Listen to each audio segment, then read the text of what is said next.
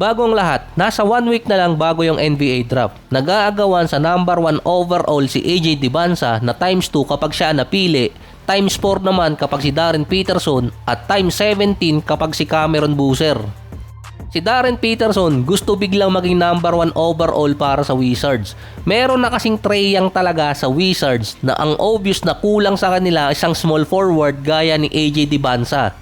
Sa Wizards lang din nag-workout si Peterson at hindi pumunta sa workout ng Jazz. Mas gugustuhin niya pa di umanong mapunta ng Memphis kesa madrop siya sa number 2 ng Utah Jazz.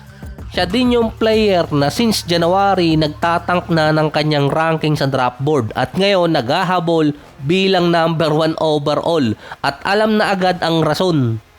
Kasabay kasi ng draft next week, magdi-decide din ng Wizards kay Trae Young. Obvious, magpapababa siya ng kontrata dahil lang sa isang taon na hindi siya nakapaglaro ng maayos dahil sa injury. Biglang sinama kasi si Trae Young sa trade rumors na gagawin siyang backup ng Miami kung sakaling hindi makuha si Giannis. Kaya pwede maging open ang number 1 spot sa Wizards kung sakali at kung si Peterson lang din ang kukunin ng Wizards bilang number 1 overall. Kaso hindi rin siya namamasa. Kapag napili si Peterson bilang number 1 overall, magkakaroon siya ng 69 to 70 milyon na kontrata sa loob ng 4 na taon. Katumbas yun ng mid-level exception na player. Since 2020, ang number 1 overall kasi noon 44 milyon, kaya ang laki ng tinaas sa loob ng 6 or 7 taon. Kahit ikumpara last year, 7 to 8 million ang tinaas ng kontrata ng isang rookie. Ang second pa doon, may safe assurance kasi si Peterson dito sa Wizards at sa Memphis kumpara sa Utah Jazz. Mas makakakuha kasi siya ng mas malaking kontrata at hindi pa sa ngayon established yung team ng Wizards.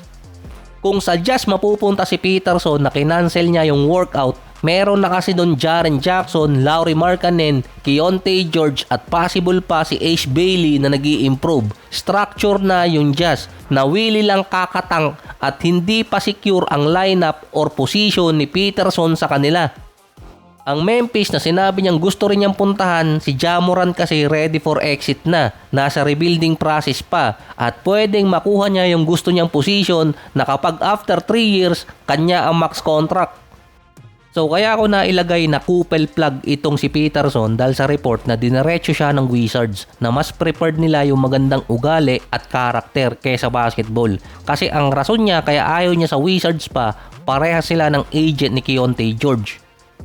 Mali pala, hindi sa Wizards. Sa Utah Jazz, ayaw niyang pumunta doon kaya mas gugustuhin niya pang maging number 3. Kasama pa doon yung mga kinancel niyang workout sa ibang team. Si Dybantsa kasi kahit malaki ang chance na maging number 1, pumupunta pa rin siya sa mga workout sa ibang team. Hindi pa NBA player itong si Peterson, demanding na at namimili ng team na gustong puntahan. Ang mga player kasi ngayon, namimili na kung saan pupunta. Mukhang mga descendant to ni Steve Francis. Sa side naman ng San Antonio, balik training na si Dylan Harper after ng pagkalaglag nila sa finals. Based sa mga commentator, bigla di umano nakakalimutan si Cooper Flagg dahil sa performance ni Harper nung finals. Bukod doon, magtitiis pa di umano si Harper next season at sa mga susunod pa dahil i-retain di umano ng San Antonio si De'Aaron Fox.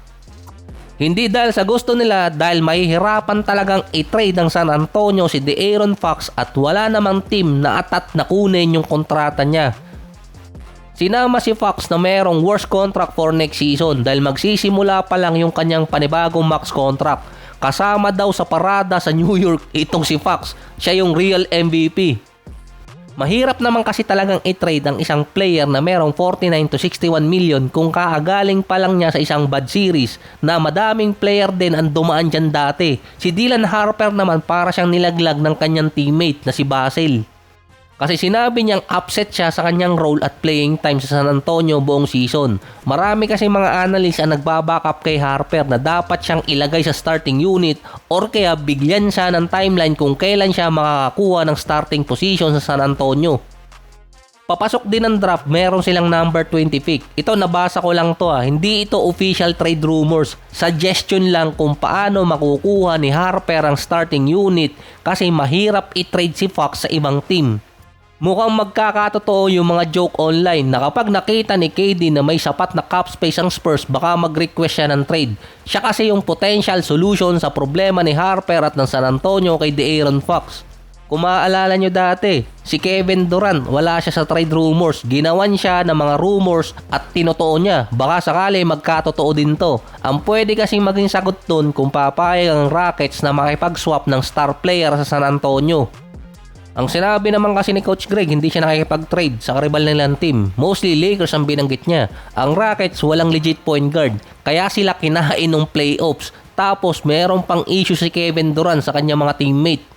Kahit tahimik pa sa ngayon si KD sa Houston, pagpasok ng free agency, malamang bumalik na naman yung KDF issue. Halos hindi nagkakalayo sa 2 taong kontrata si KD at itong si Fox. Pwedeng 1:1. Magsasama pa siguro ng isang pillar mula Rockets at pwede makuha ng Houston ang 1 or 2 draft picks ng San Antonio. Ang pwede kasing ibigay ng San Antonio ay yung number 20 na mostly mga second round na ang pwedeng isama pa ng Spurs.